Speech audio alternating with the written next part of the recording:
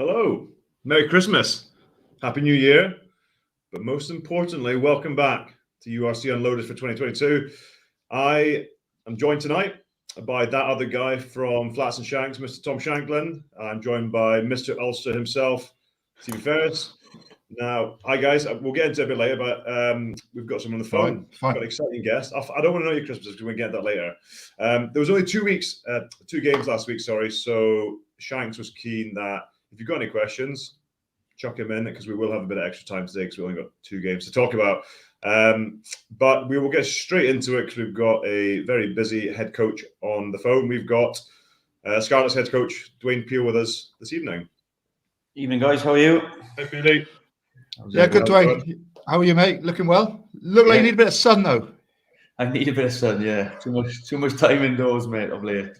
But, yeah. Might get the fake stuff like you, mate. Peely, just before we look forward, I was going to look back, and I'm intrigued by this, just to find out which is harder.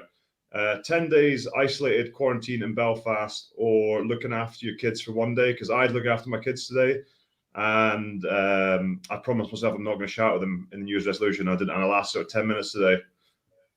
Well, I've just done 10 days isolating in Belfast on my own, and then 10 days isolating with the kids, and the kids one was way harder. No, it's all good. How many days in December then do you isolate in total? 26 or more. I shouldn't laugh, mate. I shouldn't laugh. That's unbelievable. Yeah, it's good times. Good times. What'd you do? What'd you get up to? Did you learn a language? Did you learn to break dance? Because we tried to learn a break dance once, didn't we? Yeah. We played Scotland. Yeah. It was only Scotland. We thought we'd learn a break dance in the room. Oh, here we go. Had a DVD and everything, didn't we? Yeah, it was good, yeah. We had boys coming in, wanting to join in, learn how to break dance. Said, no, get out. There's only room for 2. Starting to sweat now. Is there a story here? Yeah, that's a good story. That is a story. That is the story. That is the story. That's the extent of it. Yeah. We learned to break dance in Edinburgh, and then we hammered Scotland. I mustn't have been playing. Probably was. Good time, Shank. We'll try and keep it semi-serious.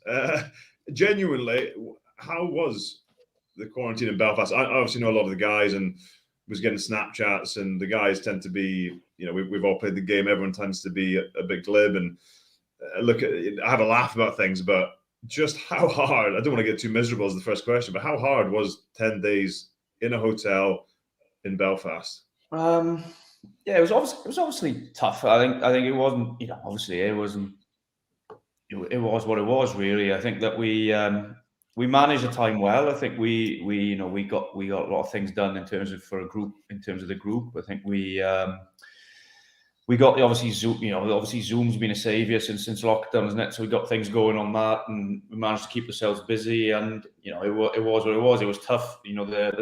I suppose the biggest thing was we weren't allowed, obviously, the 30 minutes exercise a day in the car park wasn't great. So when your 30 minutes was up, it was like, oh, I've got another 24 hours now before I'm out here again. But that was the one, going back to your room. But look, we managed to keep ourselves busy. I think from a coaching perspective as well, it was time we could spend on stuff and trying to catch up on things and plan for what's coming. But look, I think everybody found it difficult at times, and some people more than others, really. But I think on a whole, we come out of it okay. Brutal. Were the boys who didn't go to South Africa chuffed, or? Yeah, I imagine they were. Yeah. Yeah. There's a few difficult conversations before going. Obviously, naming the squad to go, so we have those difficult conversations, and I bet it's the best conversation they've had. What were you eating? Like, what was your daily sort of intake of food? Well, they were the food was delivered through the Holiday Inn Express. So bacon roll in the morning, and then we had a couple. Actually, we were pretty good actually. So we had a couple of Belfast firms brought some food over on occasion for us. So it was good. I was managed to tap into some old friends over there to get some coffee delivered, and so it was donuts. Darren Cave gave us a load of donuts, which was good Monday. How many press-ups can you do now in a row? Not as much as I could have. No, I think, like, to be fair, like, that's one thing that was a difficult part for the boys. You know, the training, trying to keep on top. Yeah. But the S&C staff are awesome, so you know, we managed to get some training indoors and in your rooms and bands and stuff like that. So it became part of your routine for the day. You get up and watch loose women, do a few band exercises. That was it, done. Peely, you spent a good bit of time in Belfast, like, over the last couple of years. So, how many Ulster Fries have you managed to wolf down, and how many Belfast Baps have you came across over the last couple of years? I've plenty enough. You know, I think that the Ulster Fry, especially, was, you know, a good favourite of ours.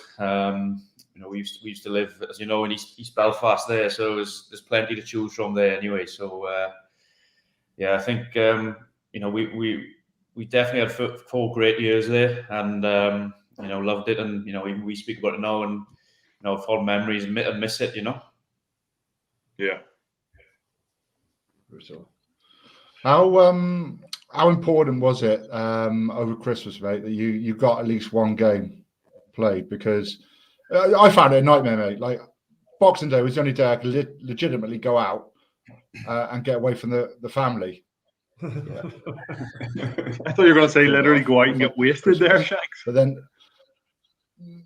yeah, but you managed to get the game ahead against the Ospreys. How important was that for you and the team to at least have a game? Because you haven't played for ages, had you? Yeah, really important. The frustrating thing for us, sort of, you know, obviously the 2 South African games were called off, Bristol as well, but the other games, sort of the Bordeaux, the Cardiff game, were called off last minute. So the prep had been done all week, so we'd worked hard all week, and you know, you go through the process, then you're in the week of prepping team, previewing team, and then emotionally we were getting ourselves up for the game, and then the Bordeaux game to be called off Friday afternoon for a Sunday game, so we'd literally finished our last training that week. The Cardiff game to get called off Christmas Day, you know, our post our captain's run and everything done. So that's the tough one, I think. You know, getting yourselves up for a game emotionally to be stopped then. Now, obviously, this weekend's been called off, but you know, we're Wednesday, so we only brought the lads in yesterday. So we have Monday. We didn't come in on Monday, so we trained yesterday, and then we were in tomorrow for a good bit of prep. Now, obviously, that game's off now for this week, so it's just the uncertainty. And having that game last week was so important for us, you know, because we had a number of cases, and you know, having to go through that medical side of it, go to URC and the medical advisory committee and everything, and for us to actually have the game and being able to, you know, we could feel the 23. So I think for us it was important that if we could feel the 23 that we play. And you know, it was for a number of reasons we needed to play, and you know, luckily enough we got on the right side of the scoreboard, which was great, you know, because so it was you know, it was a good weekend. How pleased are you with the performance in general? Because, like you say, you haven't played for a while. The boys seem to front up defensively. You know, you seem to be more aggressive. You seem to be winning more collisions against the Ospreys, who have been the top wash team so far. Yeah, look, I was pleased from that point of view physically. So when you look back to obviously having time in isolation and not playing games, you don't really know where you are physically. But I go back to before South Africa. Obviously, we didn't play in the autumn when the autumn series was on, but we put a lot of hard work in there and on the physical side of the thing. So we didn't really know. We hadn't really tested it really in training. We felt like we were in a good place physically, but you don't know until the games. So to be able to be competitive like that, and as you said, obviously defensively, I thought we were good.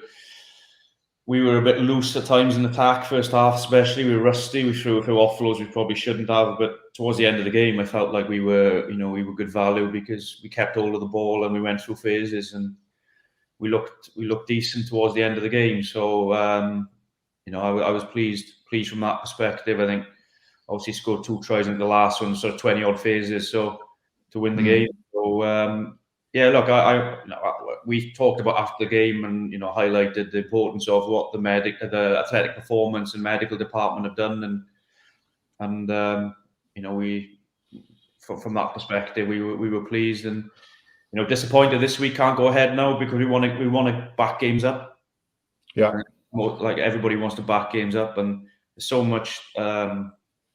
Nothing's clear at the minute. There's so much uncertainty of when the games are going to be played, what the rest of the season looks like, what EPCR looks like next week, what Champions Cup looks like. I think that the clarity and not having clarity is a hard thing for everyone at the minute. Just on that, Peely, is it just about impossible for you to keep momentum behind? Because I knew you hadn't played for a while, but you played on the 22nd of October and then the 1st of January. And I know there was autumn windows within that, and then some COVID stuff, and then the French team couldn't travel. But to actually, because when we've seen Scarlets play, and when they play well, they look superb. But to actually keep that momentum and continuity, is there a way to do that, or is it literally just you need games back to back, like you said? Oh, we need games, but like we've tried to be as competitive as we can in training.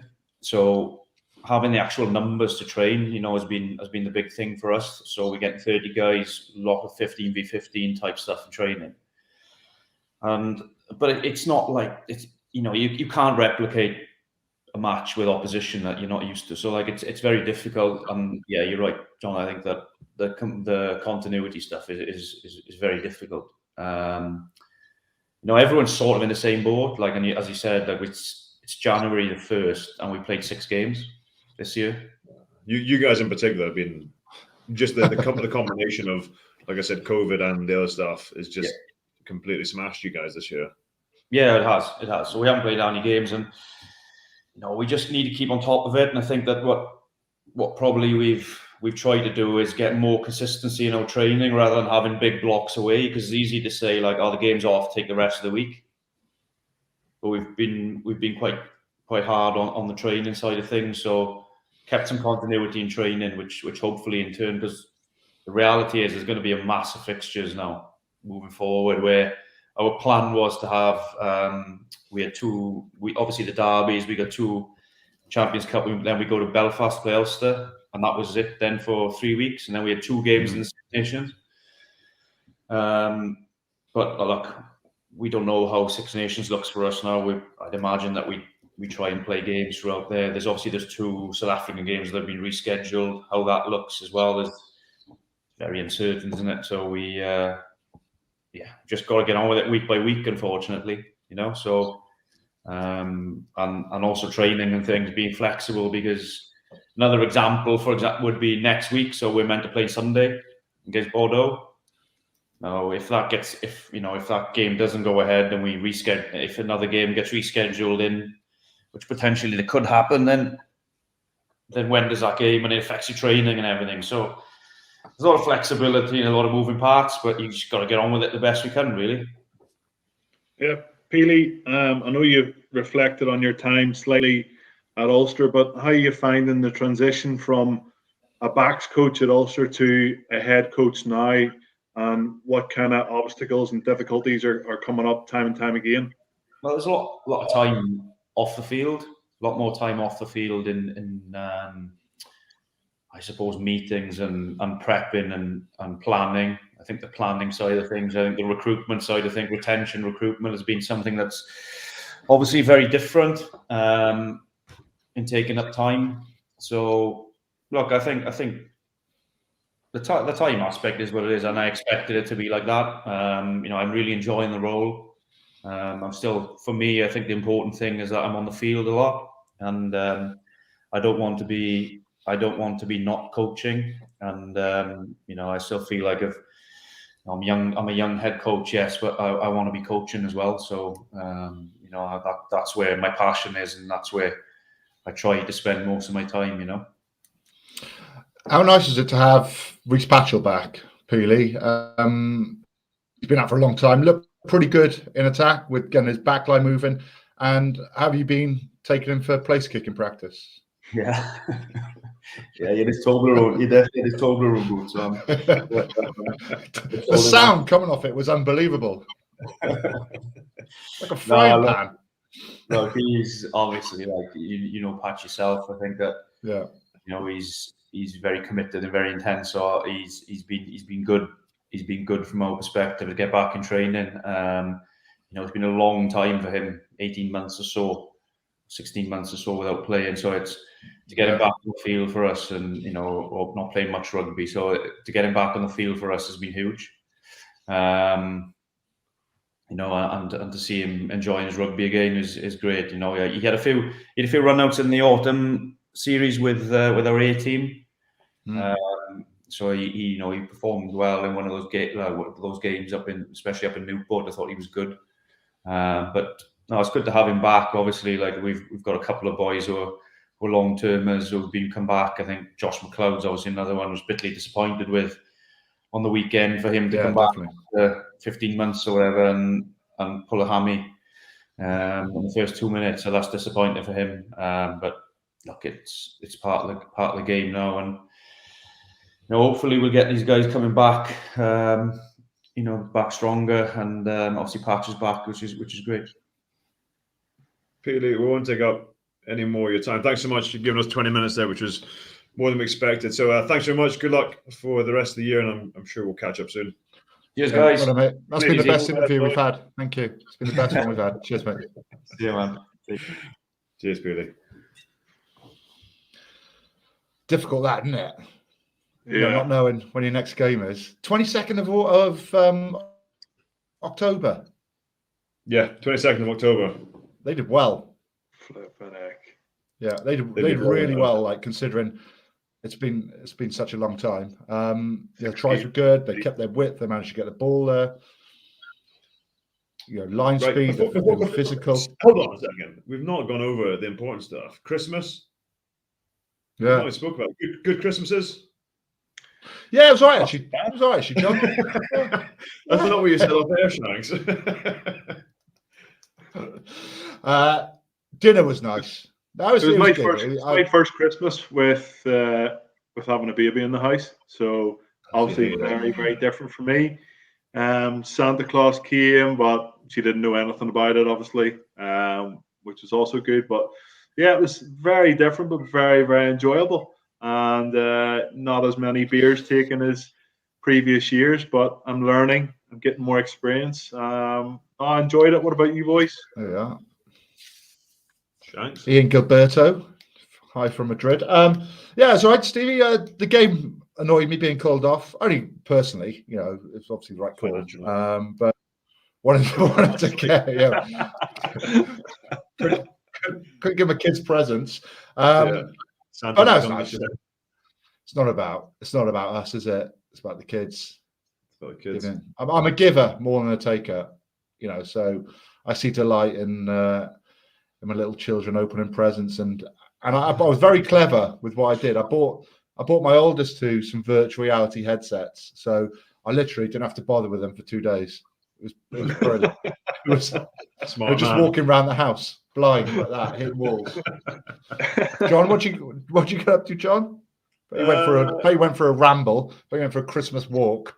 No, we didn't do a Duke. No, we were up with the in-laws up there somewhere.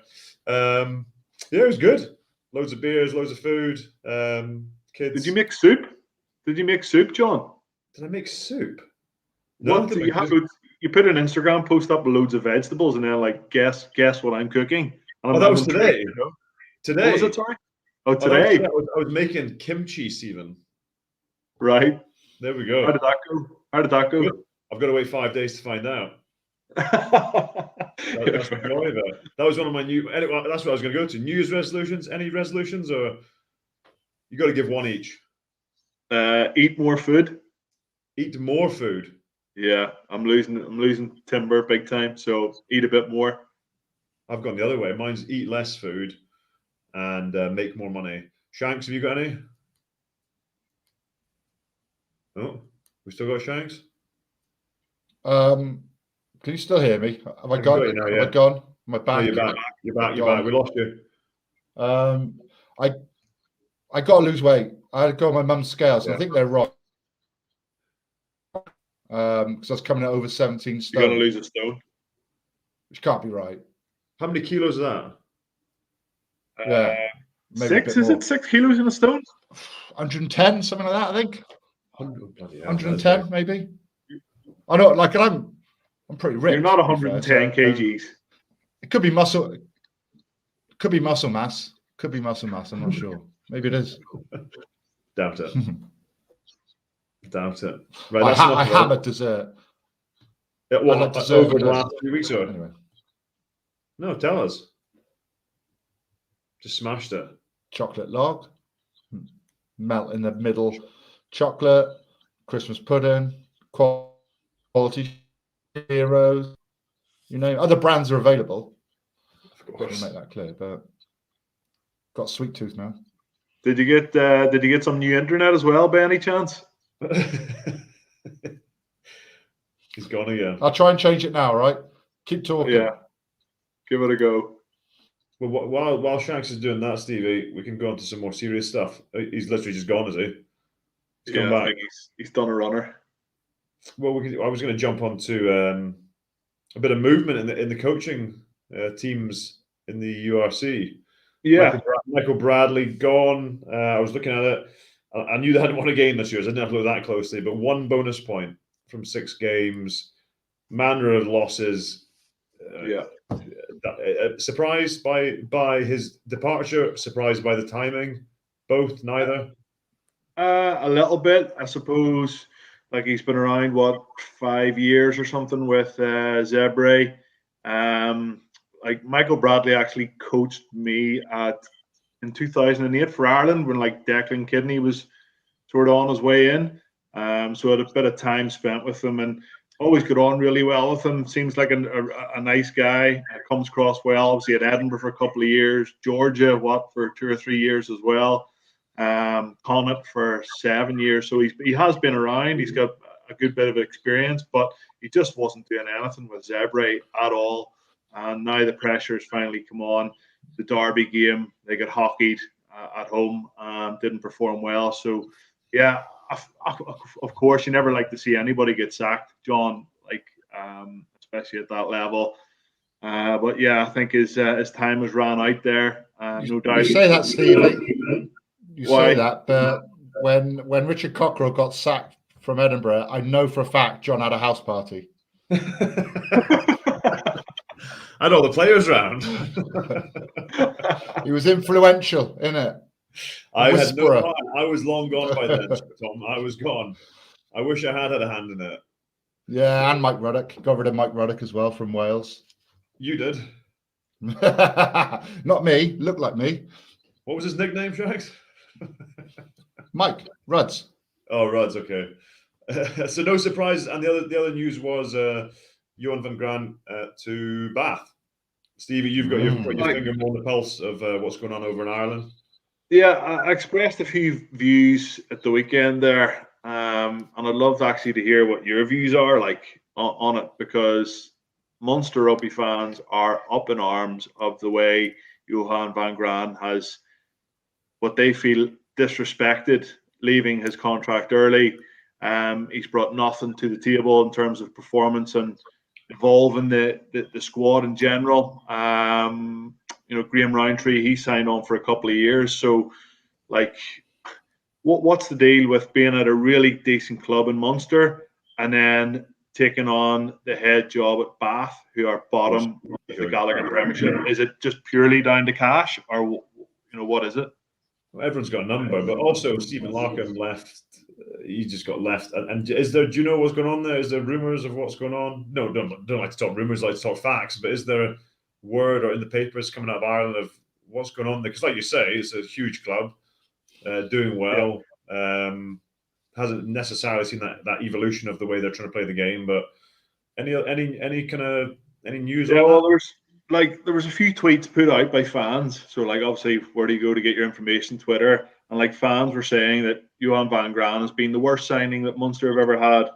And Munster have actually went backwards under van Graan.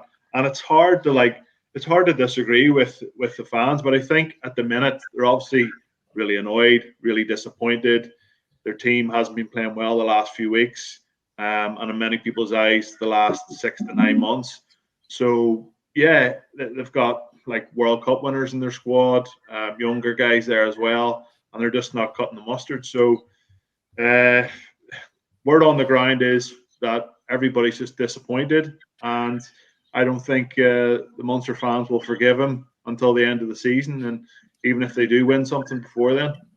Why would the Munster fans not forgive them? Because they sound like they want him out. I think sometimes, a lot of loyalty in rugby's gone. I think you see that. I think you see it in the English league. I think you see it in Wales a fair bit as well. But I think Ireland still hold on to that a little bit. And I think that. No, you're right, Shanks. There is a loyalty thing. There is a loyalty thing there within Ireland. I totally agree with you. And that loyalty going through Twitter and going through what Munster fans think has been broken by Van Graan. So that's kind of the way I see it at the minute. I wonder what Bar's seeing him that no one else does, mind, because obviously you're saying a lot of people saying Munster have gone backwards. Maybe they haven't moved forward, I don't think, too much with him there. But Bath obviously sees something in him that is going to propel them out of the depth of despair at the moment, because they've not won a game. They're pretty easily the worst team in that league at the moment. So I found it a bit of a strange signing myself, personally. Yeah. I think it's odd. That's rugby. Bath just needs someone, though. A change. Yeah, but he's looking for something different, maybe. But I'm guessing he's not gone there for free. But you've got to do your research as well, haven't you? You've got to find out, what people think. You've got to read sort of into coaching. Like you say, they would have to pay him out of his contract, you assume. All this sort I don't think money's an issue in Bath, mind. No, it's not an issue. But like you say, it's interesting to think that they're so disappointed with him at Munster for leaving, but also for what he's given to Munster, for want of a better phrase, but also that he's heading over to Bath, a team that are struggling. So it doesn't seem to add up totally. But I just think on that sort of loyalty thing, I think it's too easy to throw that around. That stuff gets thrown around all over the place. Probably easier for fans, and the loyalty is probably to fans rather than into rugby clubs. And I say that with all due respect to rugby clubs, but I do think you have to do what's right for yourself. We don't know what's happened. Did you get any stick, John, when you moved? Because you primarily started at Glasgow and then finished at Edinburgh. Did you get any stick online or from?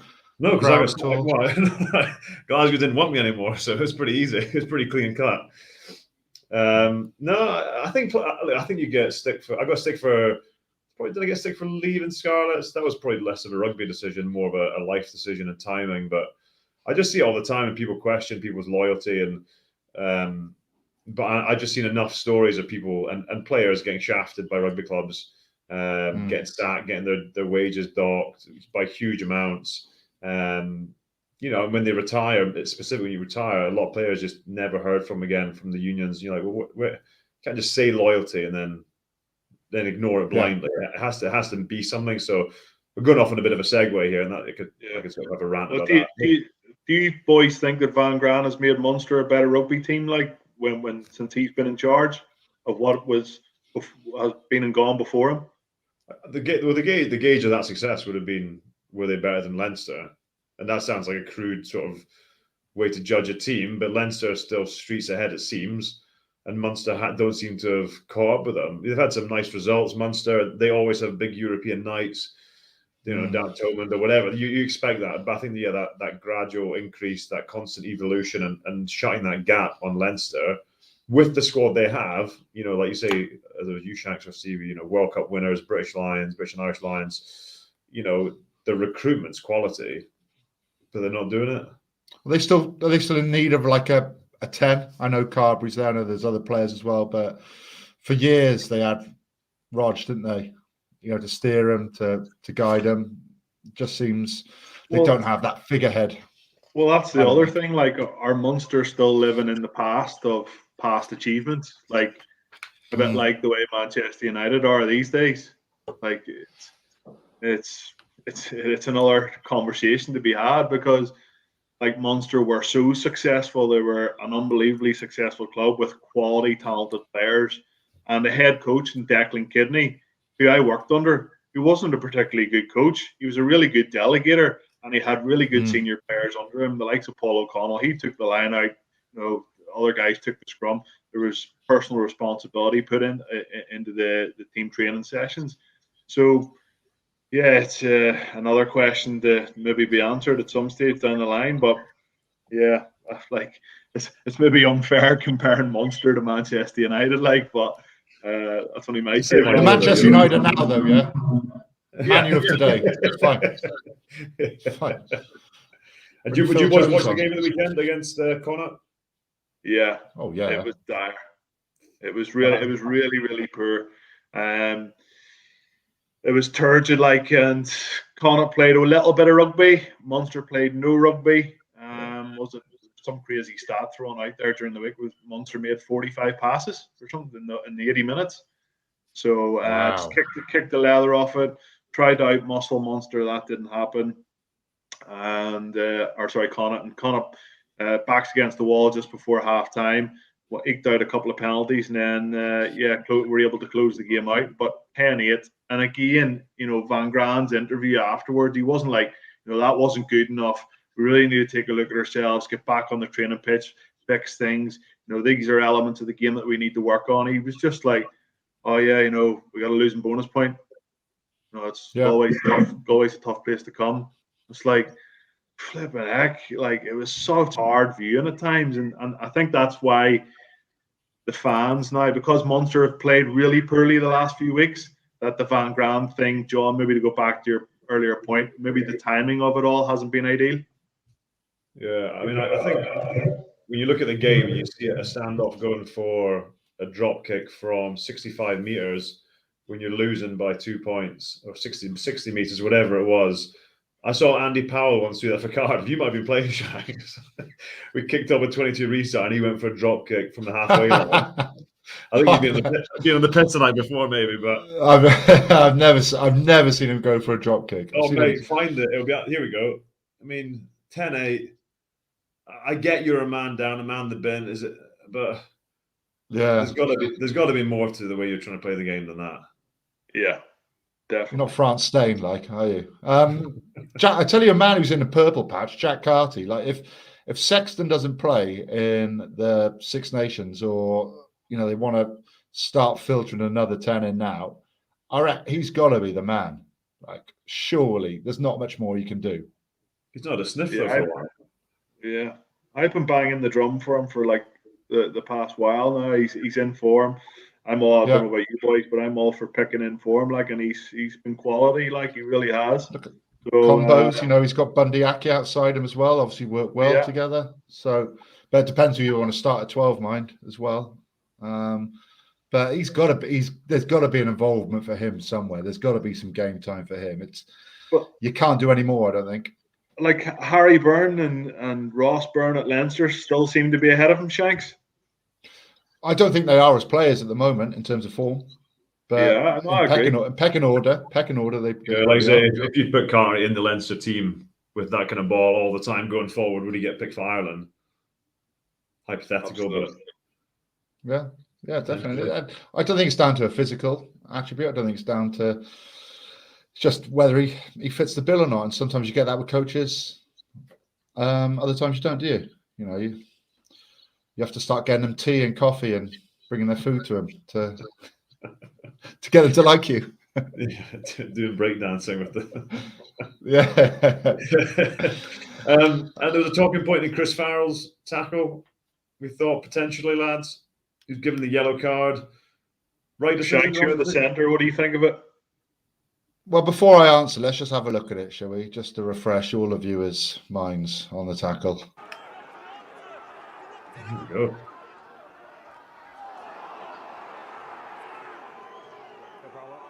It's good. I'm saying red.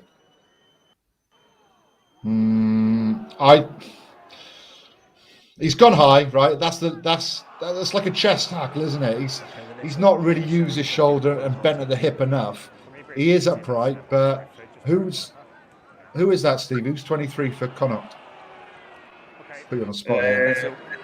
As I There's said, enough tackle mitigating is clearly factor too for high, me. players upright, and we do have head-to-head contact. However, for me, there is some mitigation. The ball carrier stepped off his right foot just prior to contact, so for me, it's a yellow card. Okay. But he didn't step off his right foot, like. Yeah. No, he sinks into the tackle, though. Step? He sinks into the tackle. So when a collision is made, I think he's quite low. I think yellow is fine for that. That's a use. No, like you didn't actually see Chris Farrell making head contact then, did you? Head on head. Yeah, but you can't tackle somebody with your head. Mitigating factor is being low in the tackle, though, isn't it? The tackler's height is dropped. But the tackler didn't. The tackler's height didn't drop. I think it did. Look at this bias towards the centre, Shanks. You don't have to stand up for centre. No, just no. You asked my opinion, boys. No, yeah, you're right, and everyone's entitled. Yeah, you're right. Yeah, you're right. Don't let me come over there. Come over there. Get you like that. He's not been cited, has he? Not been. No. Well, there you go. So maybe Shanks. So there we are. Or maybe you two are wrong. And maybe they forgot. Who knows? Get on my grill.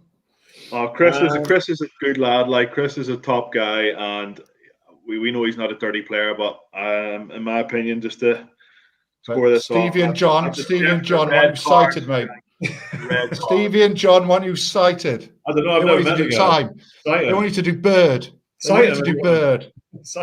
Burn him. Put him in a prison. Gunge the beast. It's down to these two. Last thing we're talking about. I think we've got one more clip. We all love Matt Hansen.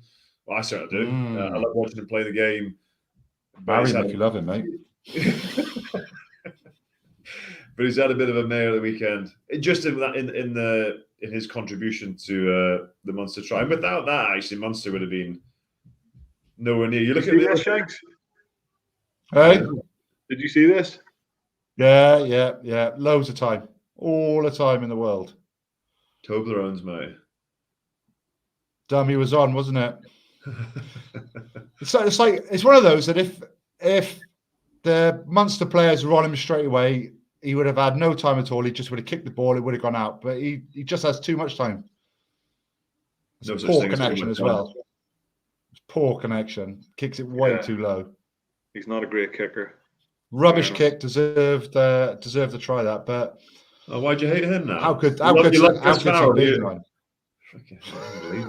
I'm a bad boy. I'm a bad boy. You hate Matt Hansen. What's wrong with him? You want him banned? Come on, mate. I'm hungry, mate. Me too. I've been starving. I've been on this weight loss. I'm starving all the time. We won't keep you much longer then. But we'll move on, lads, to I've had a mess there. Presenter's choice. We're not doing. I don't. We didn't rant this week. We're all too happy because it's New Year's. Presenter's choice. Oh, here we go. Most annoying teammate, favorite sports pundit, biggest career regret. Oh, we could go heavy or biggest career regret. It's quite a heavy one to start. It's up to you, mate. It's been quite a heavy show, to be fair, mate. You know. Well, should we just carry on then? All we've done has been talking about. We got no idea when the season's going to get back, or when the game's going to get back, or if there's going to be crowds. Well, let's keep it dour then. Biggest career. Well, we can do. You can pick your own then. How about that? You can pick which one you're going to answer. I'm the same as you, mate. You're leading the show. No. I know. Okay. I'm going to take. So we take one each then. I'm going to go biggest career regret. Okay. Because I'm miserable. Okay, I'll go sports pundit. Oh, I got most annoying teammate, have I? Go on, Shanks. Kick us off. No, I know. I got to think about it now. You two have picked. I got last choice, mate. So I'll go last. Well, I've kind of already touched on mine actually. So I'll go first. Leaving Scarlets. Shouldn't have left. Left for. But you told me you hated Conneffley. Like, it was an absolute. No. Why is everyone trying to throw me under the bus there? I didn't live in Conneffley. I lived in Mumbles, mate. Lovely down there. lovely part of the world. But I left at a time when we were one year, in the final the next year, European semi-finalists, and I left because to try and come home to to home to get ready for life after rugby, and should have just stayed. But hey ho, you live and you learn. Deep. Was that deep? Are you still thinking, Shanks? No, I got my mate if you want. I go then. Mike Phillips. Most annoying teammate. Because, well, what am I going to say then? If you think it's original, his chops. He used to do all this stuff, and he was a total lad. No, something like that. No, because when we used to play like sort of semi-opposed games, where like you'd grab someone and then they'd have to go down, you'd never play to that. It'd just start handing off, and he'd start like palming you off, like real good fence, right in your face. You're like that, and you miss him, and then he's gone through, and then all of a sudden you got like Sean Edwards hammering you for not tackling him properly when it's like 50-50. And then, next time he gets it, I try and whack him and I miss him and he goes through again. And he's just do it all the time. It's just play him like, and I'm one of these guys. I was one of these that didn't really like training that much. Like you go through the motions, you do sort of the unopposed stuff, but when it came to sort of contact, when it came to the games, I just didn't want to. I really didn't want to do it. I'd go in half. Peely saying there they're doing loads of 15-on-15 contact live. I was going to say, can you imagine the likes of John Davis and these boys? You're not. I loved it when I was younger. But when I got older, you'd always try and find someone like Martin Williams used to be a real good one to team up with because they'd fall into you when you're doing tackle practice and you tap on it. Oh, great run, ran really hard there, mate. Anything like that. But when people didn't play by the rules. Then I used to wind me up actually. I did that. I always just go with Hamish Watson and then Scott John. We did that. Great hair and let him go over your shoulder and you jump and help them do an attack. Yeah. And then Scott. No, it must have been Vern Cotter played it in training the next day. Team meeting. they just video recorded me and him. Look at these two. Don't even want to be here. We were never allowed to pair up again. It was like we ruined it. We ruined it for ourselves. There you go. There we are. Live by the sword, die by the sword, eh? That's it, mate. Go on, then, Stevie. Hit us with it. Sports pundit or something that I take. Favorite sports pundit, Shanks. For me, it was like sports pundit. I think he's absolutely rubbish at like giving analysis, but I love him because he's got a hilarious laugh. And Mika Richards, like he just sits in the studio going like all day. I'm like, he's terrible at giving analysis, but I think he's just entertainment just to sit and watch him. So I missed that. Mika Richards. What's that? Yeah, Mika. Yeah, I missed the first bit. All right, I thought my laugh would have given it away. You didn't quite nail it. No, I thought you were in distress, mate. You sound like you probably got birds like flying into your window now. Got loads of cats coming to your door. Yeah, you have control. Right, gents, I think that's just about. Shanks is hungry. I think. Yeah. Stevie's hungry. He's trying to eat more this year. Yeah. I've got. What have you got for dinner? I've got spaghetti bolognese, which is the UK's. I'm not sure if it's Ireland as well.